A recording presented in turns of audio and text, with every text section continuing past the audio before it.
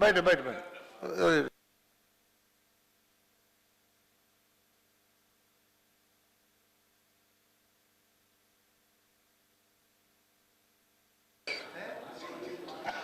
Both together, it's 6 hours I requested you and everybody agreed.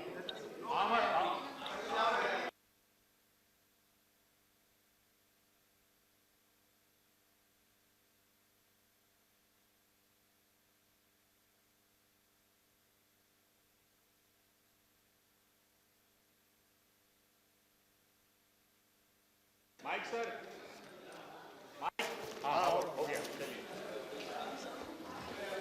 Rail मंत्रालय के कामकाज पर चर्चा आरंभ करने का अवसर मुझे मिला है, इसलिए मैं आपका धन्यवाद करता हूं। रेल से मेरा व्यक्तिगत संबंध सिर्फ इतना है कि बचपन में उससे संबंधित हम गाने सुनते थे और जब होश संभाला तो अपने करीब के शहरों और जब राजनीति में आए तो दूर दराज के शहरों की यात्रा उसके माध्यम से करनी आरंभ की और संसद सदस्य बनने के बाद यह सौभाग्य प्राप्त हुआ कि जब चाहें जब बिना किसी कठिनाई के जो ट्रेन उपलब्ध है उसमें चढ़ सकते हैं। लेकिन अपने इस अनुभव के साथ मैंने कभी रेलवे को ईमानदारी से अपनी बात कह रहा हूं कि बहुत परखने का या जांचने का कभी प्रयास नहीं किया, क्योंकि रेलवे बहुत बड़ा विभाग है और मेरे ख्याल से भारत सरकार का कोई सार्वजनिक क्षेत्र में चलने वाला ये अपने आप में सबसे बड़ा विभाग होगा जो 13.5 लाख लोगों को रोजगार देता हो और रोजाना करोड़ों लोगों की सेवा करता हो सीधे तौर पर। इसलिए इसके बहुत सारे आयाम होंगे, इसे देखने के बहुत सारे एंगल्स होंगे। अगर इसके कर्मचारी देखेंगे तो अपने हिसाब से देखेंगे, इसमें यात्रा करने वाले देखेंगे तो अपने हिसाब से देखेंगे, इसके ऊपर कहानियां और कविताएं लिखने वाले शायर और साहित्यकार देखेंगे तो रेल को अपने हिसाब से देखेंगे, जब हमारे मंत्री जी देखेंगे तो वो अपने हिसाब से देखेंगे और विपक्षी दल का होने के नाते अगर मैं देखूंगा तो मैं रेल को अपनी नजर से देखूंगा। लेकिन मैं मोटे तौर पर यह कह सकता हूं, यह कहने में मुझे कोई संकोच नहीं है कि आज भारत की जो रेल व्यवस्था है उसने बहुत अच्छा काम किया है। विपक्षी होने का मतलब यह नहीं है कि हम अननेसेसरली उसकी बुराई निकालें या उसमें मीन मेख निकालें। और जब से सुरेश प्रभु जी, हमारे माननीय सुरेश प्रभु जी रेल मंत्री बने हैं, तब से तो मैं कह सकता हूं कि रेल के अंदर और ज्यादा सुधार होने की गुंजाइश बढ़ गई है। ये मैं किसी इनकी चापलूसी की नजर से नहीं कह रहा हूं या मैं इनकी तारीफ करने की नीयत से नहीं कह रहा हूं, लेकिन मैंने जो रेल को समझा है एक आम आदमी होने के नाते बहुत सरसरी तौर पर, तो मैं इसको 4 भागों में देखता हूं। इसका एक सबसे बड़ा और सबसे महत्वपूर्ण जो पहलू है वो इसका है यात्री सेवा का। ये कितने लोगों को सेवाएं देती है, ये जो सेवाएं दी जा रही हैं वो सेवाएं पर्याप्त हैं, वो सेवाएं अच्छी हैं, उन सेवाओं की गुणवत्ता क्या है, उनका स्तर क्या है, ये चीजें मैं यात्री सेवा के खाने में रखता हूं। दूसरा, जब यह सरकारी संस्था है तो निश्चित रूप से इसके कर्मचारियों का कल्याण वो भी एक प्रमुख मुद्दा होना चाहिए कि इसके कर्मचारियों की स्थिति क्या है और उनके लिए सरकार की तरफ से किस तरीके की कल्याणकारी योजनाएं चल रही हैं या उनकी देखभाल अपना परिवार होने के नाते, रेल को परिवार के रूप में भी उसके कर्मचारी कहते हैं, तो रेल मंत्रालय किस तरीके से अपने रेल परिवार की देखभाल कर रहा है। तीसरा और सबसे महत्वपूर्ण पहलू जो रेल के संबंध में मुझे नजर आता है वो है उसमें यात्रा करने वाले यात्रियों की सुरक्षा और रेल की खुद की संरक्षा, सेफ्टी एंड प्रोटेक्शन। ये आज बहुत बड़ा पहलू हमारे सामने है जब हम रेल मंत्रालय के कामकाज पर चर्चा करते हैं। और चौथा और आखिरी विषय जो इसमें मैं जोड़ता हूं वो है रेल का विकास और रेल का रखरखाव। इसके अलावा और भी बहुत सारे, मैंने रेल मंत्रालय द्वारा जारी की गई एनुअल रिपोर्ट को देखा, जो वार्षिक रिपोर्ट आई इस पर बोलने से पहले, तो उसके अंदर तो अगर 20, 25, 30 बिंदु या टॉपिक हम तैयार करें तो वो हो सकते हैं, लेकिन एक आम आदमी की तरीके से और एक सरसरी नजर में मैंने ये 4 पहलुओं से इस रेल को देखने की कोशिश की है। क्योंकि जब हम यात्री सेवा की बात करते हैं तो प्रभु जी इस बात को आप मान लीजिए मेरी कि जितना किराया आज रेलवे वसूल रही है उसके मुकाबले में यात्रियों की सुविधा का कोई सामंजस्य नहीं है। और पिछले दिनों जब से आपने हवाई जहाज की तर्ज पर देश की कुछ रेलगाड़ियों में किराए का निर्धारण शुरू कर दिया है, उसके बाद तो समस्या बहुत ज्यादा बढ़ गई है। देखिए, रेल रहेगी, ये जहाज नहीं हो सकती। जहाज रहेगा, लेकिन हम तो जहाज में भी वो डायनामिक प्राइसिंग करके जो फार्मूला आपने निकाला है या पता नहीं कौन से अर्थशास्त्री ने निकाला है, वो हमारी समझ में आज तक आया नहीं। और मेरी तरह इस देश के अंदर बहुत लोग हैं साधारण तरीके से सोचने वाले जो उस डायनामिक प्राइसिंग को नहीं समझ पाते हैं। आप ही की एनुअल रिपोर्ट में लिखा है कि पिछले वर्षों में इन बड़ी गाड़ियों में जिनमें ये डायनामिक प्राइसिंग का तरीका आपने लागू किया है, उनकी आमदनी घट गई है, कई करोड़ रुपए घटी है। मैं तो सीधी सीधी बात जानता हूं, अगर हमको दिल्ली से बंबई जाना है और राजधानी एक्सप्रेस से जाना है तो मेरा किराया भी इतना ही होना चाहिए और मेरे बगल में बैठे वाले यात्री का भी किराया इतना ही होना चाहिए। ये सीधा सीधा फार्मूला लागू कीजिए और इस रेल को डायनामिक प्राइसिंग से हटाइए और इसके अंदर दी जाने वाली सुविधाओं पर गौर करिए। मैं अक्सर मुरादाबाद ट्रेन से जाता हूं, मुरादाबाद यहां से करीब है, और मुरादाबाद जाते वक्त मैं ये देखता हूं कि जो व्यक्ति ट्रेन में सफाई करने आता है वो रेलवे का ना तो पूर्णकालिक कर्मचारी होता है, वो ना रेलवे का अर्धकालिक कर्मचारी होता है, बल्कि वो एक नहीं ठेके का भी नहीं होता है, वो एक प्राइवेट आदमी होता है। पहले आएगा, ट्रेन में झाड़ू लगाएगा और दूसरे राउंड में भिखारियों की तरह हाथ फैलाता हुआ उस ट्रेन के अंदर से गुजरता है। कोई इसको 5 रुपए देता है, कोई 10 रुपए देता है। ट्रेन हमारी संपत्ति है, ट्रेन राष्ट्र की संपत्ति है। रेल, इसकी सफाई का मामला, इसके रखरखाव का मामला, इसको साफ सुथरा रखने का मामला सड़क पर घूमने वाले आवारा कह लीजिए या अनरिकॉग्नाइज्ड लोगों के हवाले नहीं छोड़ा जा सकता है। और इस वक्त तो स्वच्छता अभियान चल रहा है। जब से आपकी सरकार आई है, माननीय प्रधानमंत्री जी ने स्वच्छता अभियान के नाम से एक बहुत बड़ा अभियान चलाया है। तो मैं आपसे दरख्वास्त करूंगा कि रेलगाड़ियों की स्वच्छता के लिए आप उसी अभियान में इसे भी जोड़ दीजिए, और अगर कोई विशेष प्रावधान आप रेल को साफ रखने का कर सकते हैं तो कर लीजिएगा।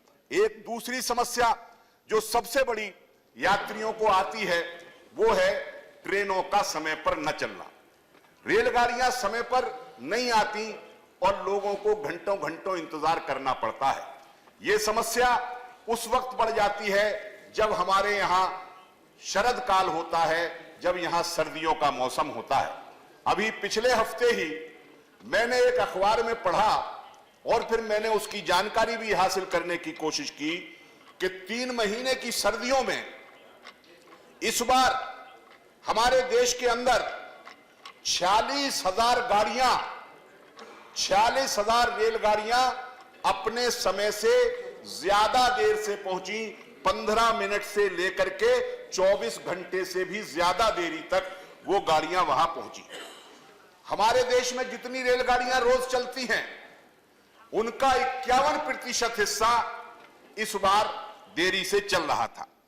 आपने सर्दियों से पहले कहा था कि हमने कोहरे को तोड़ने वाले, कोहरे को फाड़ने वाले यंत्र जिन्हें फॉग डिवाइसेस कहते हैं वो हासिल कर लिए हैं, हमने डिटोनेटर हासिल कर लिए हैं। इस बार कोहरे में कोई समस्या नहीं आएगी।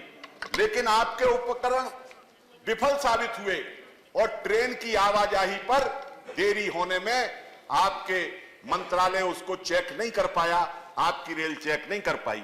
लेकिन साथ ही मैं एक बात और बता दूं, एक ट्रेन हमारे उत्तर प्रदेश से आती है वाराणसी से, शिवगंगा, वो भी लेट होती है। लेकिन हमारे माननीय रेल राज्य मंत्री जी जिस दिन बनारस से दिल्ली की यात्रा करते थे, सर्दियों के अंदर भी वो ट्रेन लेट नहीं हुई। मैं इसलिए कह रहा हूं कि जो सिस्टम आपने उस ट्रेन में लगाया वही सिस्टम बाकी ट्रेन में भी लगा दीजिए कि वो फॉग के अंदर भी लेट नहीं होती। चलो सर्दियों की बात तो फिर भी हम समझ सकते हैं, लेकिन बगैर सर्दियों के जो ट्रेनें लेट होती हैं उनका क्या? और जो ट्रेनें लेट नहीं होती, कभी कभी विभाग की तरफ से, आपकी तरफ से कुछ ट्रेनों को कैंसिल करने का फरमान भी जारी कर दिया जाता है। इसी सदन के अंदर 3 अगस्त को मैंने एक 0 आवर में प्रश्न उठाया था, उस दिन आप यहां तशरीफ नहीं रखते थे।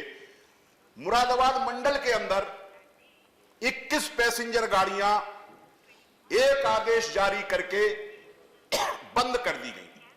वो सब पैसेंजर गाड़ियां थी जो छोटी जगहों से कस्बों तक, शहरों तक गरीब आदमी को ले जाती थी। वहां एकमात्र सस्ता साधन यात्रा करने का रेलवे के रूप में लोगों को उपलब्ध है। जब यहां प्रश्न उठा, आप लोगों ने शायद संज्ञान जरूर लिया होगा, तीसरे दिन ही वो रेलगाड़ियां विभाग ने चला दी। मैं इसलिए उसका जिक्र कर रहा हूं कि उस वक्त फॉग नहीं था, उस वक्त कोहरा नहीं था, मौसम विपरीत नहीं था। जुलाई का महीना अंत हो रहा था और अगस्त का महीना शुरू हो रहा था। और गाड़ियां जब आप बंद करते हैं तो कृपया इतना ध्यान रखिए कि उन लोगों की गाड़ियां जो गरीबों की हैं, जो कमजोर तबके के लोगों की हैं, जो आम आदमी की हैं, उन गाड़ियों को रद्द ना किया जाया करे जो समय समय पर आप लोग रद्द करते हैं। अगर करनी है तो कभी बड़ी गाड़ियों को रद्द करने का भी साहस जुटाइए, क्योंकि उनकी आवाजाही से ही दूसरी गाड़ियां ज्यादा लेट होती है। आखिरी बात मैं ये कहूंगा इस विषय पर यात्री सेवा के, कि एक पैसेंजर एमिनिटीज कमेटी है रेलवे की, उसकी सिफारिशों के बारे में भी काफी चर्चा रहती है कि वो हर बार अपनी सिफारिशें देती है और उसकी अधिकांश सिफारिशें या तो आप लोग देखते नहीं या उन पर गौर नहीं करते, पता नहीं कहां गायब हो जाती हैं। लिहाजा जब वो कमेटी बनाई है और उसके रखरखाव का, कमेटी का भी खर्चा रेल मंत्रालय जब वहन करता है, तो फिर सिफारिशें भी उसकी मानने की कृपा किया कीजिए।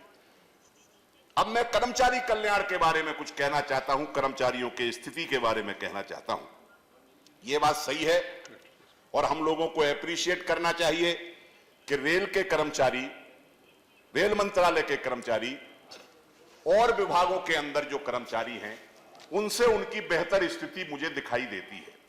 अब कोई रेल का यूनियन का लीडर मुझसे बाहर निकल करके लड़ने लगे कि हमारे बारे में आपने क्यों सेटिस्फैक्शन जारी किया, तो वो दूसरी बात है। लेकिन मैं समझता हूं कि रेलवे दूसरे कर्मचारियों से बेहतर है। लेकिन आपके यहां भी बहुत असमानता है, आपके यहां भी बहुत अनियमितताएं हैं। मिसाल के तौर पर आपके यहां एक जैसा काम करने वाले कर्मचारियों का वेतनमान एक जैसा नहीं है। 2 तरीके का कैडर है, एक यूपीएससी से आता है और एक रेलवे में प्रमोशन के माध्यम से आता है। जब नीतीश कुमार जी रेल मंत्री थे और माननीय लाल कृष्ण आडवाणी जी देश के उप प्रधानमंत्री जी थे, तो आडवाणी जी के हस्तक्षेप पर नीतीश कुमार जी ने ग्रुप ए और ग्रुप बी के अधिकारियों को एक सी सेवा देने पर समान वेतन लागू करने की व्यवस्था कर दी थी। लेकिन उसके बाद समय बीतता गया और वो स्थिति फिर उसी जगह पर आ गई है। आज वो वेतन की विसंगति आपके यहां अभी भी चल रही है। आप जिस मंत्रालय में बैठते हैं, रेलवे बोर्ड के अंदर ही आज की तारीख में करीब नहीं पानी नहीं चाहिए भाई। आज रेलवे बोर्ड में ही जो समस्याएं हैं वेतनमान की और प्रमोशन की, वो समय पर उनका हल नहीं हो पा रहा है। डिप्टी डायरेक्टर रैंक के करीब 40 ऑफिसर अभी तक एड हॉक बेसिस पर रेलवे के अंदर काम कर रहे हैं। अब बताइए, डिप्टी डायरेक्टर कोई छोटा मोटा पद तो है नहीं, लेकिन इतनी बड़ी तादाद में जब रेल मंत्रालय के अंदर आपके अधिकारी एड हॉक बेसिस पर काम कर रहे हैं, तो निश्चित रूप से इस तरफ आपका ध्यान जाना चाहिए और मैं चाहूंगा कि आप इस तरीके से इसको देखें। अभी आपके यहां जो रेगुलर करने की स्थिति है वो 2011 और 12 से चल रही है। अब हम 2017 में आ गए हैं। अभी आप 5 साल पीछे चल रहे हैं लोगों को बेहतर रोजगार की परिस्थितियां देने में। तीसरा विषय जो मैं रेल के संबंध में कहना चाहूंगा, सुरक्षा और संरक्षा का। इसके लिए मैन पावर की जरूरत है, लोगों की जरूरत है, लेकिन रेलवे अगर हम अच्छे तरीके से चलाना चाहते हैं तो इसमें कर्मचारियों की जो आवश्यक संख्या है उसके तरफ हमें प्राथमिकता के हिसाब से ध्यान रखना होगा। आज की स्थिति यह है जो मैंने आपकी रिपोर्ट से ही हासिल की है, समूह गा और घा में 2,25,823 कर्मचारियों की कमी है। 2,25,000 सवा 2 लाख इतने कर्मचारी नहीं हैं। रनिंग स्टाफ में तो स्थिति कुछ बेहतर है, वहां 17,464 की कमी है और संरक्षा कमेटियों में 1,22,911 रिक्तियां हैं। जब इतनी बड़ी वैकेंसी, हमारे साथी नीरज शेखर ने एक सवाल पूछा था पिछले वर्ष के अंत में, तो कह दिया गया कि रिक्ति होना और रिक्ति के अगेंस्ट भर्ती होना यह सतत प्रक्रिया है, इसलिए ये होती रहती है और चलती रहती है। लेकिन अगर 1.25 लाख, 2.25 लाख, अगर इतनी बड़ी संख्या सुरक्षा और संरक्षा के महकमे में अगर कम रहेगी तो निश्चित रूप से हम रेल को इतना प्रोटेक्ट नहीं कर सकते और यात्रियों को भी इतनी सुरक्षा नहीं दे सकते। इतनी बात कहने की जरूरत मैं इसलिए कर रहा हूं कि माननीय सुरेश प्रभु जी, आप यहां मंत्री हैं और आप रीजनेबल बात को सोचते हैं और उस पर गौर करते हैं, वरना जवाब तो हमने अभी देखे जो आपके मंत्रियों ने पिछले 2 डिस्कशन के अंदर दिए थे। लेकिन ऐसी उम्मीद मुझे आपसे नहीं है, आप बेहतर करेंगे। आखिरी बात मैं कहना चाहता हूं विकास और रखरखाव के बारे में। योजनाएं तो आप घोषित कर देते हैं, बहुत सारी योजनाएं पहले बजट में होती थी, इस बार बजट नहीं आया कि वहां से वहां तक रेलगाड़ी चलेगी, वहां से वहां तक दोहरीकरण होगा, यहां प्लेटफॉर्म बड़ा होगा, यहां एमिनिटीज बहुत ज्यादा दे दी जाएंगी रेलवे प्लेटफॉर्म के अंदर, रेलवे स्टेशन के ऊपर, लेकिन उन पर अमल बहुत धीरे धीरे होता है। मैं जिस जगह से आता हूं वो जिला है उत्तर प्रदेश का संभल। माननीय हमारे नेता प्रोफेसर राम गोपाल यादव साहब जब लोकसभा में थे, उस वक्त श्री लालू यादव जी आपकी जगह पर थे, रेल मंत्री थे। माननीय प्रोफेसर साहब ने, राम गोपाल यादव जी ने बजट के बाद उनसे ये निवेदन किया अपने भाषण के दौरान जब बजट पर बोल रहे थे कि संभल से दिल्ली को जोड़ दीजिए रेल से, क्योंकि संभल के लोगों की बहुत पुरानी ये मांग है। संभल ऐसी जगह है, जब हम लोग बचपन में पढ़ते थे स्कूल में तो आपस में मजाक में सवाल पूछते थे, ऐसी जगह बताओ जहां जाकर के रेल रुक जाती है और वापस इंजन लौट करके जाता है। तो हम बच्चे आपस में मजाक में कहते थे कि ऐसी जगह संभल है, क्योंकि हमारे इलाके में वो एक एंड था, एक अंतिम छोर था रेलगाड़ी का। प्रोफेसर साहब ने मांग की, लालू यादव जी ने जब अपने बजट भाषण का रिप्लाई किया, उत्तर दिया रेल बजट का, तो उन्होंने संभल को गजरौला होते हुए दिल्ली और फिर संभल से मैनपुरी तक बदायूं होते हुए एक लाइन का ऐलान किया। अब वो जाहिर है दूसरी पार्टी के थे, दूसरी सरकार के थे, उसका मतलब ये नहीं है कि उसके बाद आने वाले मंत्रियों को या आने वाली सरकारों को मंत्री की उस घोषणा का जो लोकसभा के अंदर की गई थी उसका संज्ञान नहीं लेना चाहिए था। चलो, जिन्होंने नहीं लिया उनके बाद और भी मंत्री आए, लेकिन अब आप हैं तो कम से कम दिल्ली से संभल होते हुए मैनपुरी की जो लाइन की घोषणा लालू यादव जी ने की थी उसका संज्ञान लीजिए और उस पर कम से कम सर्वेक्षण या काम शुरू करवाइए। अभी जो पिंक बुक आपके यहां से जारी हुई है उसके अंदर दिल्ली संभल से दनकौर को जोड़ने वाली 87 किलोमीटर की लाइन भी उसके अंदर मेंशन की गई है। मैं चाहूंगा कि चूंकि आप ही की पिंक बुक में जारी की गई पिंक बुक में उसका मेंशन है तो उसका भी संज्ञान लीजिए। और एक आखिरी चीज जो मैं अपने इलाके के और अपने क्षेत्र के बारे में कहना चाहूंगा वो ये है कि जहां मैं रहता हूं संभल जिले में, वहां एक कस्बा है चंदौसी, और चंदौसी का बहुत महत्वपूर्ण स्थान है रेल के इतिहास में। चंदौसी में zonal railway training institute Hindustan का सबसे पहला 1925 में स्थापित किया गया था। वो आज भी है वहां, लेकिन चंदौसी में जोनल ट्रेनिंग इंस्टीट्यूट ZRTI, लेकिन आज उसकी हालत देखने लायक है। वहां पहले बड़े बड़े अधिकारियों की ट्रेनिंग होती थी। जब आपका बड़ौदा में बना तो वहां से वो कोर्सेज हटा करके वहां भेज दिए गए। फिर आपका लखनऊ में एक ट्रेनिंग का इंस्टीट्यूट बना तो चंदौसी का वो भी वहां भेज दिया गया। अब वहां छोटे मोटे कर्मचारियों की 650-700 लोगों की ट्रेनिंग का वहां सिर्फ इंतजाम होता है। एक उसका ऐतिहासिक महत्व है, सबसे पहला ट्रेनिंग इंस्टीट्यूट है। मैं चाहूंगा कि आपकी कृपा दृष्टि उस चंदौसी के जोनल रेलवे ट्रेनिंग इंस्टीट्यूट पर होनी चाहिए। वहां 1925 के बाद जो 10-5 साल में बिल्डिंगें बन गई थी, हॉस्टल की बिल्डिंग भी वही है, प्रिंसिपल का दफ्तर भी वही है, बस एक रेलवे के अधिकारियों के लिए गेस्ट हाउस जरूर नया बन गया है जो करीब 20 साल पहले बना था। और वहां जो लोग ट्रेनिंग करने आते हैं उनको बहुत ही विषम परिस्थितियों में रहना होता है, और वहां जो 100-125 लोगों का जो स्टाफ है रेलवे का, उनके लिए भी वहां कोई व्यवस्था, उनके बच्चों के पढ़ाई के लिए या उनके स्टाफ क्वार्टर जो जर्जर हो गए हैं उनकी मरम्मत तक के लिए पैसा नहीं जा रहा है। तो मैं आपसे ये निवेदन करना चाहूंगा कि आप उसकी तरफ भी जरा ध्यान दे लें। और आखिर में बस मैं इतना कहना चाहूंगा कि प्रशिक्षण के ऊपर आमतौर पर जो खर्च होता है दूसरे विभागों में वो 3% का होता है। ये सरकार की एक सहमति से प्राप्त हुआ आंकड़ा है। लेकिन रेलवे में कर्मचारियों की ट्रेनिंग पर जो आप खर्चा करते हैं वो आपका सिर्फ 1% है। तो अगर हमको रेल को बेहतर बनाना है तो इस खर्चे को भी, क्योंकि हम प्रशिक्षित कर्मचारी जब देंगे तो इस खर्चे को भी बढ़ाना पड़ेगा। अंतिम मुद्दा मेरा यह है दुर्घटनाओं के संबंध में। दुर्घटनाएं जाहिर है जब मशीन है तो दुर्घटना होगी, इस बात से इनकार नहीं हम कर सकते हैं। और आज से नहीं, हमेशा से होती आई है, और जो बहुत विकसित यहां सुरक्षा प्रणालियां हैं वहां भी दुर्घटनाएं होती हैं। लेकिन दुर्घटनाओं के बाद हमारा एटीट्यूड क्या होता है और उन दुर्घटनाओं को रोकने के हमारे प्रयास क्या होते हैं।